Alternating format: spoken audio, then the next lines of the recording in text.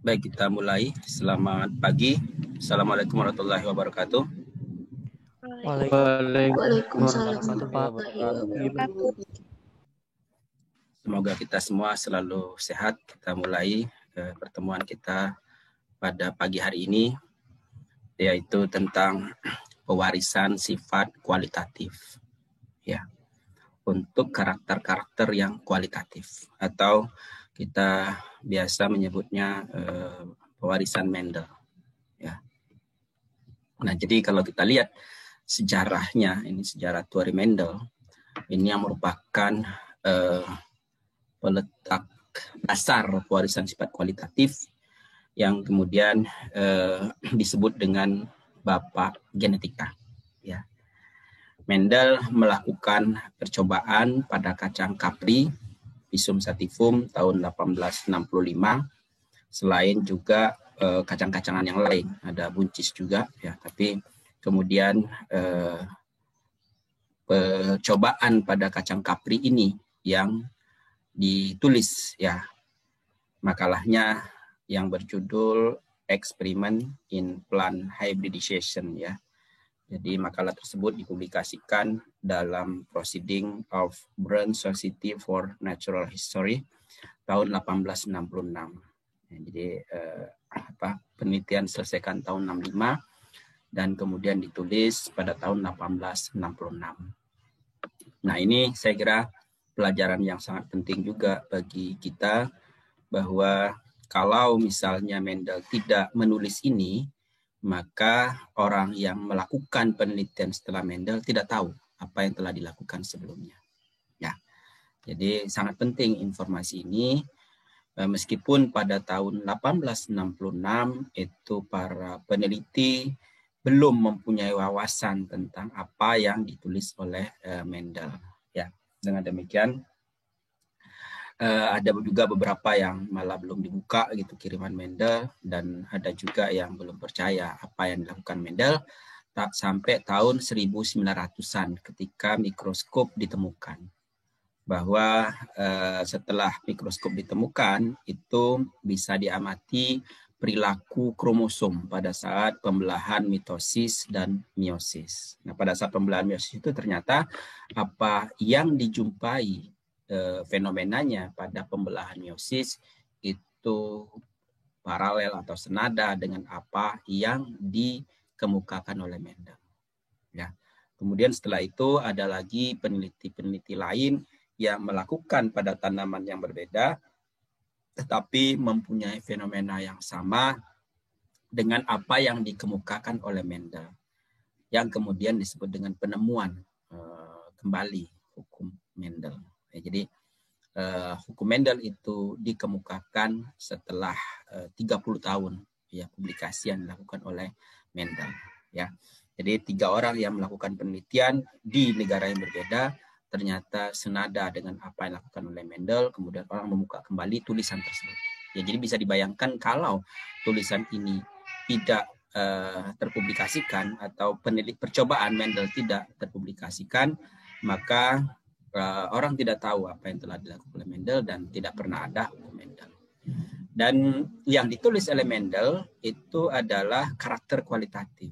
Sesungguhnya apa yang diamati oleh Mendel itu lebih dari itu, ada karakter kuantitatif dan sebagainya, tapi tidak bisa atau belum bisa dirumuskan dengan baik. Yang lebih mudah dicerna adalah karakter-karakter kualitatif. Nah, ini adalah tonggak sejarah dan tonggak bagi perkembangan ilmu genetika dan sekaligus juga tonggak perkembangan ilmu pemulihan. Karena selama ribuan tahun ya, 10.000 sebelum Masehi, ya, orang sudah melakukan kegiatan pemulihan tanaman yang disebut dengan domestikasi, mengambil yang baik-baik dan kemudian menanam. Ini yang sudah saya sampaikan pada pertemuan pertama. Domestikasi itu adalah awal pertama kegiatan pemulihan tanaman, dan itu ribuan tahun. Berarti 10.000 sebelum Masehi ya ditambah 1.800 begitu, berarti 12.000 ya. Nah, selama 12.000 tahun ini ya, bahkan lebih dari itu, maka kegiatan pemuliaan berbasis seni. Saya sudah sampaikan sebelumnya, berbasis seni. Apa yang baik menurut pemulia, menurut petani, itu yang ditanam. Ya, jadi biji-biji atau individu-individu yang baik, yang liar begitu ya, kemudian didomestikasi, dibudidayakan. Sehingga tanaman-tanaman itu yang terus menerus selama ribuan tahun itu memberi makan pada seluruh umat manusia. Ya. Nah, memang produktivitasnya, kualitasnya itu belum terlalu tinggi, ya, karena kegiatan pemuliaan masih berbasis seni. Nah, jadi tonggak sejarah genetika dan pemulihan adalah ketika tahun 1866 publikasi Mendel, ya, itu menjelaskan bagaimana fenomena genetik, bagaimana fenomena pewarisan sifat. Sehingga kalau kita merakit sesuatu, kalau kita memilih sesuatu, itu dasarnya adalah genetik, ya, tidak hanya berbasis fenotip yang tampil saja. Nah, ini saya kira sangat penting. Setelah adanya penemuan Mendel, maka bisa melakukan persilangan orang, kemudian pemuliaan berbasis cross breeding. Setelah itu ditemukan fenomena untuk karakter kuantitatif, kemudian ada fenomena hybrid, ya, kemudian hybrid breeding berarti menghasilkan varietas hibrida, dan tahun 40-50 mulai dihasilkan jagung hibrida, ditanam secara luas. Jadi startnya itu sebetulnya 1926, di mana waktu itu berkembang ilmu-ilmu genetika kuantitatif, dan kemudian berkembang varietas hibrida. Sejak saat itu maka pemuliaan tidak hanya berbasis seni saja, mulai berbasis ilmu. Ya. Kemudian ditemukan hal-hal lain, mutagenesis tahun 1940, kemudian ditemukan varietas-varietas hasil mutasi begitu ya. Dan tonggak sejarah berikutnya adalah ditemukannya struktur DNA yang berupa double helix tahun 1953, yang kemudian memasuki era baru yang disebut dengan rekayasa genetika sampai saat ini. Ya, jadi pemuliaan berbasis marker assisted selection, pemuliaan berbasis gen yang disisipkan, disebut dengan rekayasa genetika, dan kemudian sekarang diperbaiki dengan genome editing, targeted breeding. Ya, jadi itu adalah sejarah pemuliaan. Namun demikian selama ribuan tahun itu pemuliaan berbasis seni, sehingga sampai saat ini pun meskipun teknologi sudah berkembang sempurna, sudah sangat baik, pemuliaan berbasis seni itu masih tetap dilakukan, seni dan ilmu, jadi gabungan itu. Intinya adalah bagaimana di sini tonggak sejarah pemuliaan diawali dengan penemuan Mendel. Ya, nah baru yang ini saya katakan tadi bahwa penemuan hukum Mendel itu ketika ada Hugo de Vries dari Holland, Karl Correns dari Jerman, dan Erich von Sprengmark, apa ini gimana cara bacanya, Austria, secara terpisah menemukan laporan Mendel ketika mencari pustaka yang berkaitan dengan penelitiannya. Nah, peristiwa ini dikenal dengan penemuan kembali teori Mendel. Ya, kemudian para ahli merumuskan kembali hipotesis Mendel yang dikenal sebagai hukum segregasi dan berpadu secara bebas, hukum Mendel pertama dan hukum Mendel kedua. Nah, mengapa Mendel sukses dan apa yang dilakukan oleh Mendel, dan sampai saat ini apa-apa yang dilakukan oleh Mendel ini masih diikuti, masih dikerjakan oleh peneliti-peneliti modern, ya. Jadi 1900-an, sekarang tahun 2021, itu berarti 100 tahun yang lalu itu dilakukan oleh Mendel, dan tahapan-tahapan ini sampai sekarang masih dilakukan juga ketika melakukan studi genetik, ya, ketika melakukan studi pewarisan, ya. Nah, tahapannya apa? Yang pertama, Mendel melakukan persiapan bahan tanaman, mendeskripsi, mengkarakterisasi, mengenali dulu tanaman itu. Ini sangat penting itu.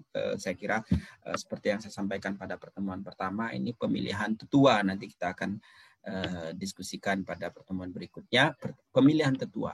Ya, bahan-bahan disiapkan sedemikian rupa, tetua-tetuanya harus dalam keadaan homozigot, sehingga varietas-varietas itu ditanam terpisah dengan varietas lain dengan karakteristik tertentu. kemudian dipilih yang sudah fix. Merah dikumpulkan dengan merah, putih dikumpulkan dengan putih. Ini kalau warna bunga. Kemudian warna buah juga begitu, ada kuning, ada hijau. Kemudian dipisahkan selama beberapa generasi yang kemudian disebut dengan galur murni. Pembentukan galur murni. Ya. Jadi setelah melakukan deskripsi, karakterisasi, kemudian identifikasi kacang-kacangan itu sejak tahun 1857 sampai tahun 65 berarti sekitar 8 tahun. Itu Pisum sativum, Pisum quadratum, Pisum saccharatum itu diamati dan pilihan Mendel pada Pisum sativum, kacang kapri ya. Kenapa kacang-kacangan? Karena bunganya muda, bunganya besar sehingga mudah dikawinkan, kemudian karakter-karakter kualitatifnya banyak. Kemudian umurnya semusim. Bisa dibayangkan kalau seperti kelapa sawit itu nggak selesai-selesai pekerjaan Mendel begitu ya. Umurnya hanya 3 bulan saja sudah selesai sehingga satu tahun bisa 3 siklus begitu. Jadi sampai galur murni 6-7 generasi itu dilakukan 2-3 tahun itu bisa seperti itu ya. Nah, kalau ada yang bertanya silakan langsung.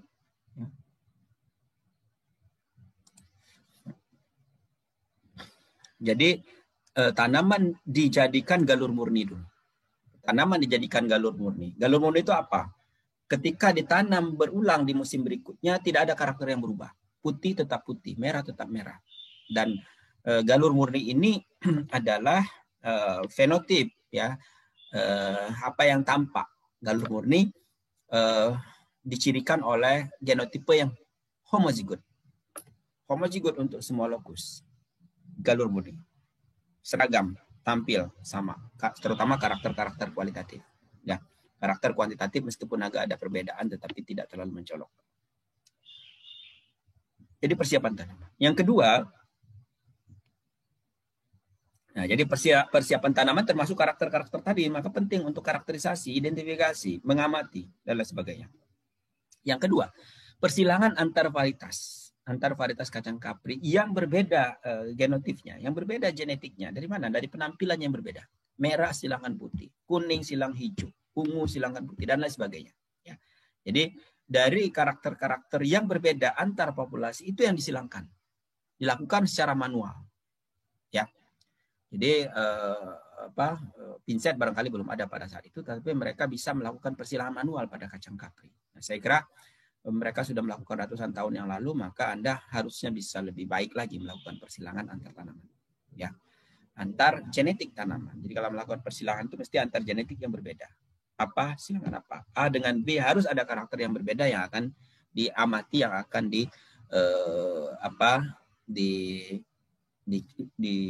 dipelajari pewarisannya, ataupun yang akan digabungkan kalau perakitan varietas. Ya.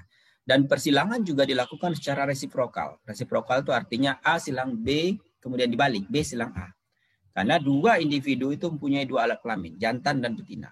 Ya, ini istimewanya pada tanaman, karena bisa resiprokal. A silang B, B silang A untuk kacang kapri khususnya. Ya, tanaman yang lain mungkin tidak bisa karena hanya ada jantan dan betina saja. Ya, sementara hewan tidak bisa resiprokal. Ya, hanya tanaman yang bisa resiprokal. Dan Mendel sudah melakukan resiprokal. A sebagai betina, B sebagai jantan, lalu dibalik, B sebagai betina, A sebagai jantan. Ya, ini pada tanaman juga sudah ada kesepakatan bahwa kalau A silang B maka berarti A sebagai betina, B sebagai jantan. Jadi kalau kita menyebutkan A silang sama B, Anda sudah tahu mana betina mana jantan. Yang sebutkan pertama kali adalah betina, ladies first. Ya, pertama kali disebut adalah betina. Nah, jadi dilakukan persilangan secara manual, lalu resiprokalnya juga disilangkan. Yang kemudian sekarang penting itu persilangan resiprokal untuk mempelajari efek maternal, untuk mempelajari pengaruh tetua betina. Karena ternyata belakangan diketahui gen itu tidak hanya di inti, tapi juga ada di sitoplasma, ada di mitokondria dan kloroplas, di mana mitokondria dan kloroplas itu hanya diwariskan melalui jalur ibu. Hanya ibu yang mewariskan sitoplasma. Nah, biji-biji hasil persilangan itu dicatat, kemudian disimpan terpisah berdasarkan pasangan tetuanya. Ini saya kira penting sekali untuk kita secara teknis pencatatan. A silang B, tetua mana ini yang ini. Jangan sampai persilangan sudah dilakukan tapi tidak jelas jantannya betinanya. Ya. Biji itu kalau tidak jelas jantan dan betinanya sudah tidak bisa diapa-apakan, ya, karena sudah tidak tahu identifikasi kejelasan daripada tetuanya. Jadi dicatat, disimpan berdasarkan pasangan tetuanya, kemudian ditanam. Jadi biji hasil persilangan itu kemudian ditanam menjadi tanaman F1, ya, F1, dan tetuanya sangat jelas, A silang B maupun B silang A, kemudian dicatat sifat-sifatnya, ya. Tetuanya merah, silangan putih, anaknya merah, putih, silang merah, anaknya merah juga. Nah, karakter-karakter teridentifikasi untuk mempelajari bagaimana pola-pola pewarisan sifat. Ya, pada saat itu orang menyebutnya pewarisan sifat itu adalah seperti kopi susu. Jadi kalau kopi dicampur susu jadi kopi susu. Tapi lalu tidak bisa dijelaskan mengapa setelah itu bisa terpisah lagi menjadi kopi susu dan kopi susu yang disebut dengan F2 segregasi. Ya. Nah, Mendel melakukan itu. F1 dicatat, kemudian F1 di selfing. Selfing itu penyerbukan sendiri, di mana polen dijatuhkan di kepala pik secara alami maupun buatan. Ya, kalau pada kacang kapri kelihatannya alami, kebetulan kacang kapri itu menyerbuk sendiri, sehingga kalau dibiarkan dia akan menyerbuk sendiri. Ya, nah jadi selfing, F1-nya di selfing, kemudian menghasilkan biji F2. F1 menghasilkan biji F2. Lalu biji itu ditanam menjadi tanaman F2. Tanaman F2 nanti menjadi biji F3. Biji F3 menjadi tanaman F3. Demikian seterusnya sampai generasi ke-7. Kalau 3 kali setahun berarti sekitar 2 tahun setengah. Ya. Kemudian F1 juga disilangkan dengan bapak. F1 juga disilangkan dengan ibu. F1 disilangkan dengan yang mempunyai karakter yang berbeda tadi. Jadi misalnya F1-nya merah. Silakan sama putih sama dia. Tetua yang putih. Itu namanya test cross. Menyilangkan dengan yang resesif. Itu dilakukan juga oleh Mendel. Dan sekarang juga dilakukan. Kita sebut dengan back cross ke P1, back cross ke P2. Back cross kepada tetua 1, back cross kepada tetua 2. BCP1, BCP2. Ya. Nah, kemudian yang juga penting adalah merumuskan suatu hipotesis bahwa bagaimana A silang B, bagaimana karakternya, kemudian F1-nya seperti apa, F2-nya seperti apa, berapa jumlah yang sama dengan tetua betina, berapa jumlah yang sama dengan tetua jantan. Ya, pendekatan matematis, walaupun statistika belum berkembang pada saat itu, tapi ini adalah perhitungan sederhana. Sehingga muncullah di F2 itu misalnya perbandingan 3:1. Jadi semua karakter-karakter yang diamati untuk satu karakter ini ternyata mempunyai fenomena yang sama. Semua menunjukkan 3:1. Jadi ketajaman dalam pengamatan perbandingan sifat yang muncul. Menyusun hubungan matematik yang berlaku umum. Jadi berlaku umum artinya dia mengamati pada kacang kapri lalu dicoba juga pada kacang-kacang lain dan ternyata sama. Dan juga pentingnya jumlah pengamatan yang besar. Dia melakukan pada ribuan tanaman, ribuan bunga, ribuan karakter, ribuan tanaman dan apa namanya? Kalau biji berarti ribuan biji. Gitu. Kalau buah berarti ribuan buah. Nah, jadi Mendel juga melakukan pada buncis untuk mengetahui apakah hukum yang dihasilkan dari kapri juga berlaku pada spesies lain. Dan ini saya katakan menyusun suatu hubungan matematik yang dapat berlaku umum juga pada tanaman dan spesies yang berbeda. Sehingga informasi 3:1 itu berlaku umum untuk di F2. Nah, selain itu, Mendel juga melakukan apa yang disebut dengan monohibrid, satu karakter, ya, satu karakter warna bunga saja, ya, merah, putih. Lalu dicoba juga dengan 2 karakter, warna bunga merah, warna buah kuning, misalnya seperti itu. 2 karakter sekaligus diamati yang disebut dengan dihibrid, ya, 3 karakter juga trihibrid dan banyak karakter disebut dengan polihibrid. Ya, lalu dibuatlah suatu hipotesa dan kemudian diambil kesimpulan. Ya, seluruh tanaman F1 itu ciri sifat muncul hanya dari salah satu tetuanya. Ya, jadi merah silang putih jadi merah, kuning silang hijau jadi kuning. Semua sifat pada salah satu tetuanya muncul hanya satu tetuanya di F1. Ya, kita sebut dengan F1, filial, turunan pertama, F1. Nah, jadi ini menunjukkan bahwa ada sifat yang dominan, yang kemudian disebut dengan dominan resesif. Ada sifat di mana merah dominan terhadap putih. Sehingga di F1 muncul merah semua. Sementara pada generasi F2, kedua tetua muncul kembali. Ada merah, ada putih. Ya. Jadi sifat yang hilang pada F1 itu muncul kembali pada F2. Jadi kalau F1-nya hanya merah saja, putihnya menghilang, maka di F2 kemudian muncul merah dan putih. Ciri yang tertutupi yang kemudian disebut dengan resesif, ciri yang menutupi yang disebut dengan dominan. Di F1 ada yang tertutupi, ada yang menutupi, di F2 akan keluar lagi. Ya. Lalu terdapatlah perbandingan yang disebut dengan perbandingan Mendel yang mendekati 3:1 antara jumlah individu yang mempunyai ciri dominan dengan individu yang mempunyai ciri resesif. Ya. Lalu kemudian dilihat karakter yang kualitatif yang diamati itu ada 7. Ini Mendel beruntung karena kacang kapri mempunyai karakter kualitatif yang banyak. Ada bentuk biji, ya, licin dan berkerut. Ada warna albumin pada biji, kuning dan hijau. Ada warna bunga, ungu dan putih. Ada bentuk polong, ya, gembung dan berlekuk. Ada warna polong, hijau dan kuning. Nah, warna polong dengan warna albumin ternyata mempunyai dominan dan resesif yang berbeda. Warna albumin itu kuning dominan terhadap hijau, warna polong itu hijau dominan terhadap kuning.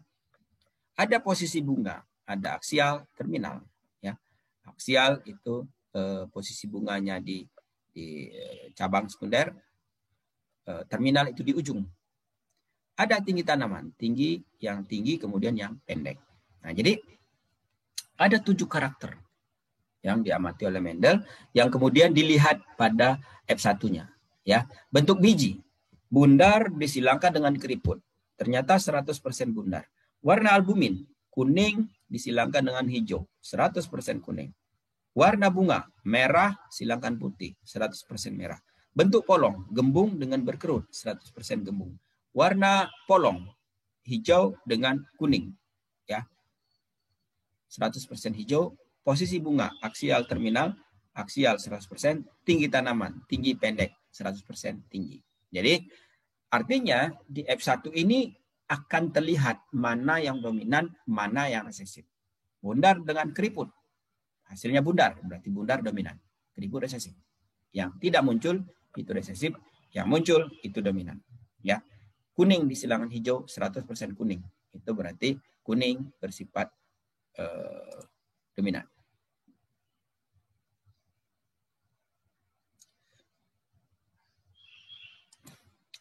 Nah, kemudian F2 diamati oleh Mendel. Ini saya katakan, ini bentuk biji ada bundar itu 5.474, keriput 1.850. Ini 8.000 biji. Warna albumin pada biji juga sekitar 8.000. Jadi bentuk biji dan warna biji itu sama.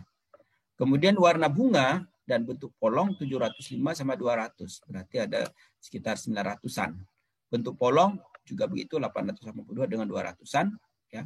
Warna polong itu 500-an. Posisi bunga itu 600-an. Kemudian tinggi tanaman ini 900-an. 1.000 mungkin. Ya. Lalu ternyata di F2 mempunyai fenomena yang sama. Di mana yang tadi muncul semua di F1 ternyata mempunyai perbandingan yang besar. Yang semuanya 3:1. Ya. Bundar dengan keriput 3:1. Kuning dengan hijau 3:1. Bunga ungu dengan putih 3:1 dan seterusnya. Ya. Jadi perbandingan di F2 adalah 3:1. Ini adalah perbandingan yang fenomenal yang menunjukkan bahwa kalau di F2 perbandingannya 3:1 berarti karakter tersebut dikendalikan oleh satu gen. Itu yang sekarang kesimpulannya begitu. Ya. Jadi Mendel melakukan berbagai pengamatan pada berbagai karakter, 7 karakter dan hasilnya sama yaitu 3:1. Sehingga dicoba diilustrasikan. Nah, ilustrasi yang berupa genotipe seperti ini itu belakangan ya, ketika istilah gen ditemukan, istilah genotipe ditemukan ya, berbagai istilah dalam genetika itu ditemukan. Ini adalah ilustrasi persilangannya, ya, menggunakan fenotip dan genotip, ya. Kita sebut dengan tetua. Tetua 1 itu adalah betina, tetua 2 adalah jantan. Saya katakan tadi, ladies first. Yang pertama kali disebut adalah betina. Nah, kemudian kita ilustrasikan untuk warna kuning, warna albumin. Warna albumin, ya, kuning dominan terhadap hijau. Ya. Nah, karena satu gen kita ilustrasikan A besar, A besar. Untuk yang dominan, A besar-besar. Kemudian A kecil untuk yang resesif. Ya. Lalu karena dia diploid, maka gametnya adalah haploid, monoploid. Jadi A besar saja, A kecil saja. Keturunannya adalah A besar, A kecil. Dengan demikian, maka A besar dominan terhadap A kecil yang kemudian mengendalikan warna kuning pada albumin. Dalam keadaan homozigot resesif akan muncul warna hijau. Dalam keadaan homozigot dominan dan heterozigot tidak muncul warna hijau, tapi munculnya warna kuning. Nah, dari F2 kemudian diilustrasikan bagaimana pembentukan gamet. Karena A besar, A kecil, ya, ada segregasi A besar ke satu gamet, A kecil ke gamet yang lain, maka kita bisa ilustrasikan peluang pembentukan gamet itu adalah 1/2. 1 dari 2. 1 kemungkinan A besar dari 2 kemungkinan. A besar saja atau A kecil saja. Sehingga gametnya peluangnya adalah setengah A besar, setengah A kecil. Baik itu pada gamet jantan maupun pada gamet betina. Dan masing-masing gamet itu membentuk polen atau membentuk sel telur dan sel sperma. Sel sperma itu nanti berupa polen, sel telur itu adalah nanti penamaan calon putik. Lalu kemudian mereka bertemu pada saat persilangan, ya, selfing ini, selfing di F1, selfing ke F2, maka masing-masing gamet itu bertemu. A besar bertemu dengan A besar, membentuk A besar, A besar. A besar bertemu dengan A kecil, membentuk A besar, A kecil. A kecil bertemu dengan A besar, A besar, A kecil. Ya, dominan selalu disebutkan duluan. Ya. Kemudian A kecil bertemu A kecil, A kecil, A kecil. Sehingga fenomena ini dapat menjelaskan mengapa tadi perbandingan pada F2. Jadi A besar mengendalikan karakter warna kuning pada albumin. A besar A kecil juga warna kuning. Sementara A kecil warna hijau. Warna kuning dan warna hijau itu muncul ya dari ketuanya tadi. Dan bisa dijelaskan mengapa perbandingannya adalah 3:1. Karena ada satu bagian yang homozigot dominan, ada 2 bagian yang dalam keadaan heterozigot. 3:1 ini menjadi ciri, menjadi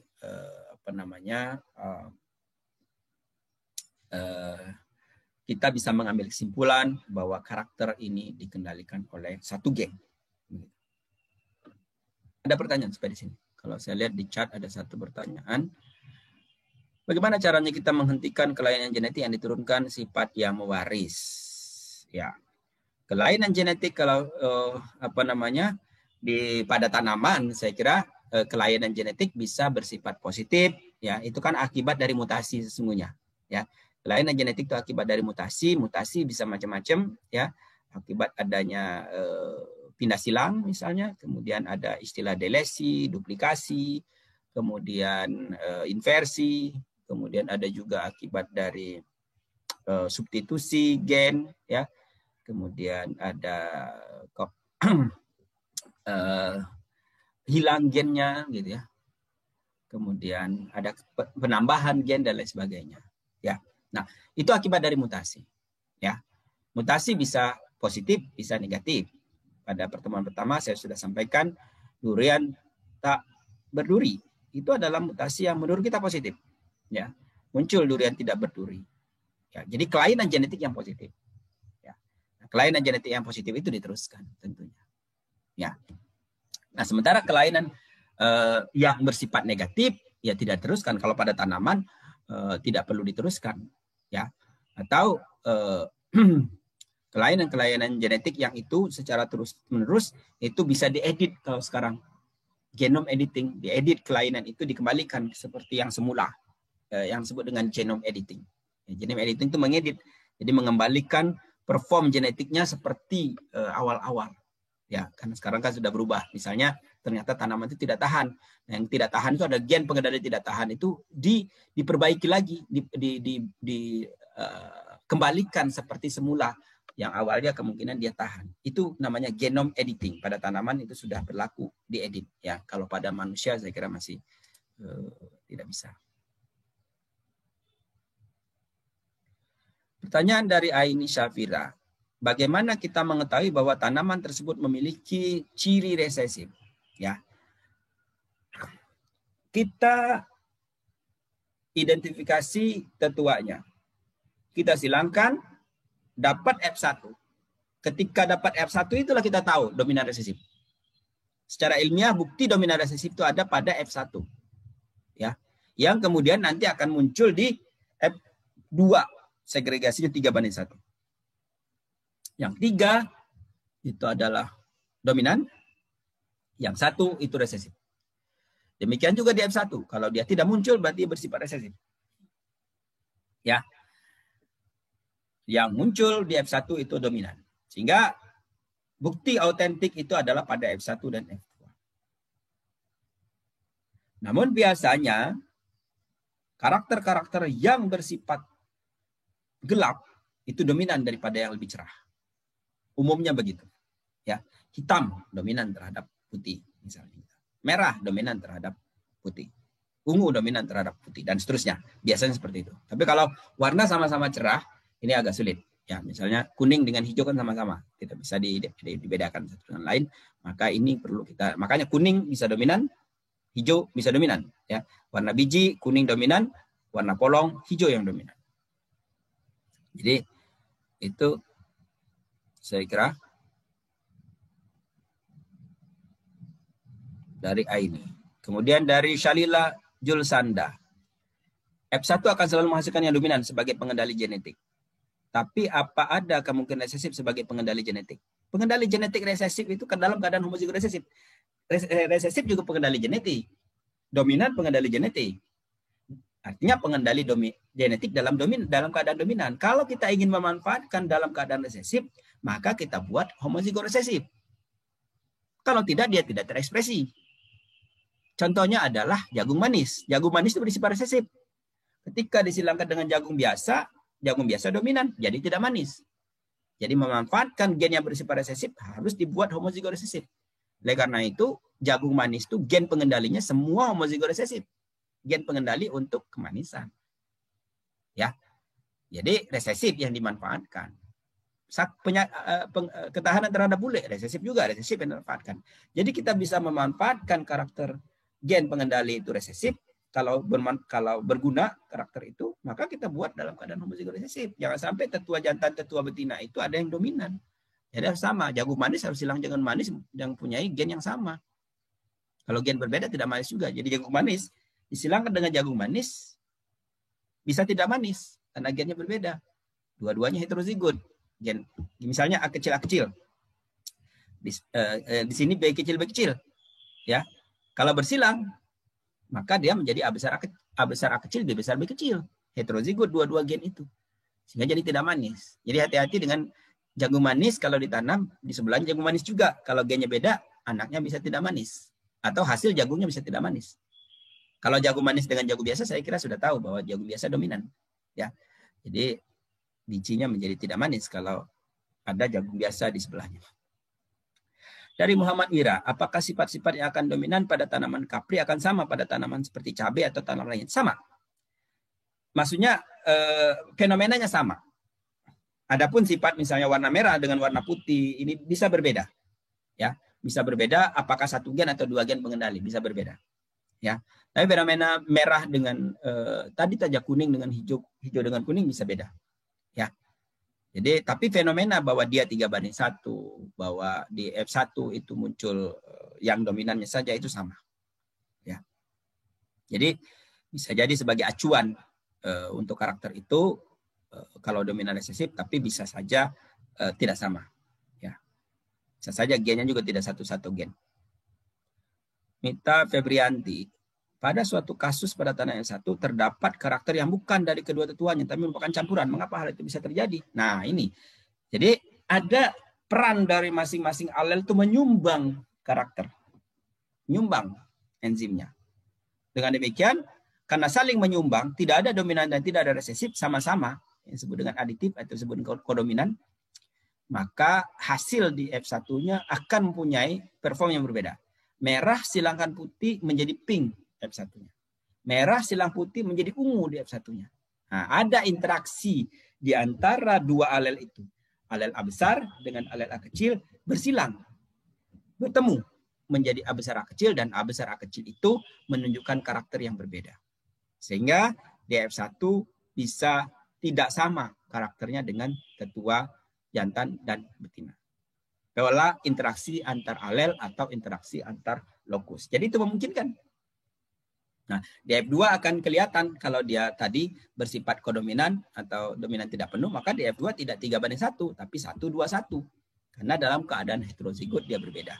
1 A besar, homozigot dominan, 2 A besar A kecil, ya. Kalau dia warna pink berarti warna pink tadi, dan 1 A kecil yang bersifat putih, warna putih karakternya. Jadi merah 1, pink 2, putih 1. Pertanyaan dari Efri Dewi Prabowo. Apakah tetua tanaman S1 jika disilangkan dengan hasil keturunannya, jika disilangkan dengan hasil keturunan akan tetap memiliki sifat dominan salah satu sifat tetuanya atau malah menghasilkan sifat baru? Nah, kalau dia memang fenomenanya adalah sudah kita ketahui bersifat dominan resesif, maka akan berlaku itu. Ya. Misalnya F1 silang F1 yang lain silang F1 yang lain dalam keadaan heterozigot, maka akan berlaku bahwa dia 3:1 di F2. Atau di F2 kita silakan ada F2 itu dalam keadaan homozigot. Ada F2 dalam keadaan heterozigot. Kita tidak tahu karena dua-duanya sama. Lalu kita silangkan. Ternyata merah yang di F2 itu, ini misalnya ada A besar, lalu bersilang dengan A besar A kecil, maka secara genetik dia akan menjadi A besar A kecil. Tapi kedua-duanya tetap 100% merah. Ya. Jadi kalau tetap 100% merah, antara merah dengan merah, maka kedua merah itu bisa dia homozigot dominan dua-duanya.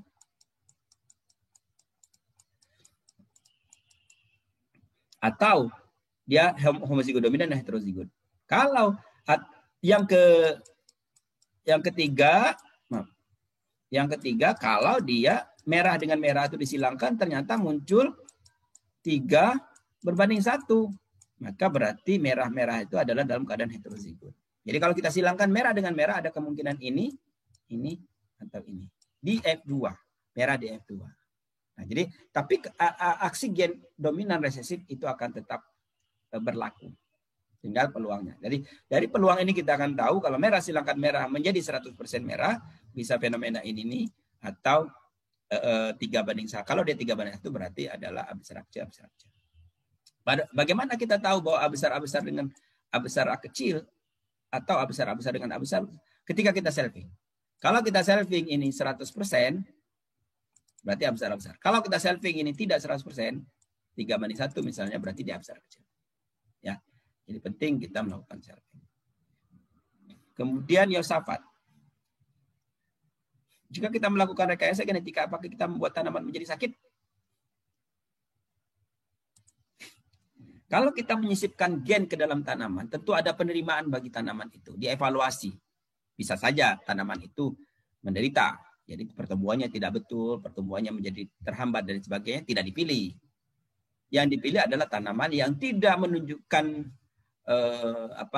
kelemahan apapun, tetapi karakter yang kita sisipkan itu sudah muncul. Misalnya, menyisipkan gen vitamin A pada padi. Padi itu tidak ada yang mengandung vitamin A. Ya, sehingga warnanya tidak ada yang warna kuning padi itu. Ya, vitamin A itu provitamin A itu warna kuning. Nah, jadi dievaluasi hasil rekayasa genetikanya apakah menurunkan kualitas dari padi atau tidak. Yang dipilih adalah yang tidak menurunkan kualitas tetapi lalu mengandung provitamin A. yang kemudian kita sebut dengan varietas rekayasa genetika yang disebut dengan varietas golden rice. Ya, saya kira pertanyaan di chat sudah habis, saya akan lanjutkan. Kemudian di hibrid. Nah, di hibrid ini berarti ada 2 karakter sekaligus pada satu tetua dan 2 karakter sekaligus pada tetua yang lain. Misalnya ini, licin kuning, berkerut hijau. Nah, berkerut dan hijau itu bersifat resesif dua-duanya. Tadi sudah diketahui informasinya pada monohibrid. Kemudian kuning dan licin itu dominan dua-duanya. Ketika bersilang, maka hasilnya adalah heterozigot untuk kedua gen yang mengendalikan kedua karakter tersebut. Dan di F2 ternyata perbandingannya adalah 9-3-3-1. Di mana 9 yang warnanya kuning dan licin, kemudian kuning dan keriput, kemudian hijau dan licin, kemudian hijau dan keriput. 9-3-3-1. Ciri di hibrid adalah 9-3-3-1. Ciri monohibrid adalah tadi 3:1. Di hibrid 9-3-3-1 dengan ilustrasi menggunakan diagram Punnett ini, ya, di mana 9 warna kuning, 1, 2, 3, 4, 5, 6, 7, 8, 9 dan bentuknya licin. Kemudian 3 warna hijau dan bentuknya licin. Kemudian 3 bentuknya keriput dan warna kuning. Dan 1 bentuknya keriput dan warna hijau. Maka 9-3-3-1 dengan masing-masing genetiknya adalah seperti ini. Ya, saya kira Anda harus tahu bagaimana terbentuknya gamet. Misalnya tadi dalam keadaan heterozigot, R besar, R kecil, Y besar, Y kecil, dapatlah 4 gamet ini. Maka muncullah fenotip yang seperti itu. Itu apa yang dilakukan oleh Mendel. Ini untuk menunjukkan bahwa apa yang dilakukan oleh Mendel pada kacang kapri tanaman semusim berlaku juga pada tanaman tahunan, karena berlaku umum pada sawit misalnya. Ada yang tipe ketebalan cangkangnya besar, tebal, ya, dura, presentasi minyak per mesokapnya rendah. Tipe tenera bercangkang tipis, ya, tipe pesipera tidak bercangkang. Jadi ketika dura yang cangkangnya tebal bersilang dengan pesipera yang tidak bercangkang, maka hasilnya adalah tenera. Tenera ini menjadi varietas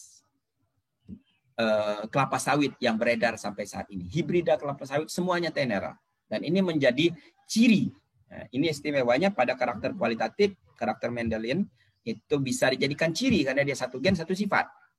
Jadi kalau semua perform tanaman itu cangkangnya tipis, berarti tenera semua. Ketika ada cangkang tebal, berarti ada dura di situ. Ketika ada tidak bercangkang, berarti ada pesipera. Nah, ini untuk mengecek apakah benih-benih itu benih campuran atau benih asli hibrida. Karena benih hibrida adalah tenera. Nah, kenapa bisa begitu? Bisa kita lihat. Dura silang pesipera. Cangkang tebal, tidak bercangkang, cangkang tipis. Nah, jadi dura, tenera, pesipera. Nah, kalau dura silang dura, maka 100% dura. Dura silang pesipera, 100% tenera. Dura silang tenera, maka 50% dura, 50% tenera. Tenera dengan pesipera, 50% tenera, 50% pesipera. Tenera dengan tenera, maka akan ada 25% dura, 50% tenera, dan 25% pesipera. Jadi kalau di lahan itu ada muncul dura, ada muncul pesipera, atau muncul dua-duanya, tiga-tiganya tentu dengan tenera, maka berarti bisa dipastikan benih yang digunakan itu adalah benih F2-nya. Jadi kalau misalnya muncul tiga-tiganya ini, maka benih yang digunakan adalah bukan benih F1 hibrida. Karena kalau F1 hibrida mesti 100% tenera. Ya. Jadi 100% tenera. Kalau saya ilustrasikan menggunakan huruf A, berarti ini adalah A besar, A besar. Maka tentu ini 100% A besar, A besar. A besar, A besar, A kecil, A kecil. Maka tentu ini 100% A besar, A kecil tenera. Nah, ketika dura A besar, dan tenera itu adalah A besar, A kecil, maka bisa dipastikan ini dura A besar, A kecil. A besar, A besar, A besar, A kecil. Jika A besar A kecil dengan A kecil A kecil, maka ini A besar A kecil, A kecil A kecil. Dan kalau tenera bersilang dengan tenera, maka bisa dipastikan ada dura, ada tenera, ada pusipera. Ini saya kira fenomena pada tanaman kelapa sawit. Nah, sehingga bisa dijadikan penciri untuk varietas tenera, penciri untuk hibrida. Ya, ini juga membuktikan bahwa berlaku umum juga untuk tanaman tahunan, tidak hanya tanaman semusim saja. Saya kira itu. Ada pertanyaan? Boleh tanya langsung.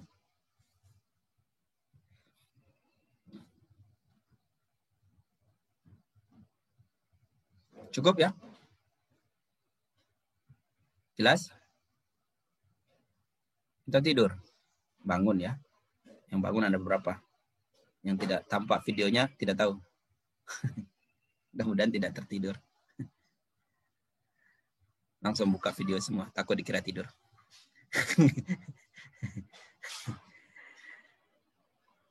Baik, saya kurang baik, putus-putus atau tidak mendengar dengan jelas, nanti rekamannya akan saya share di YouTube seperti biasa dan Anda bisa lihat kembali. Untuk materi kuliah saya cukupkan sampai di sini. Terima kasih atas perhatian Anda semua. Sekali lagi semoga selalu dalam keadaan sehat. Saya tutup. Assalamualaikum warahmatullahi wabarakatuh. Waalaikumsalam warahmatullahi wabarakatuh. Terima kasih.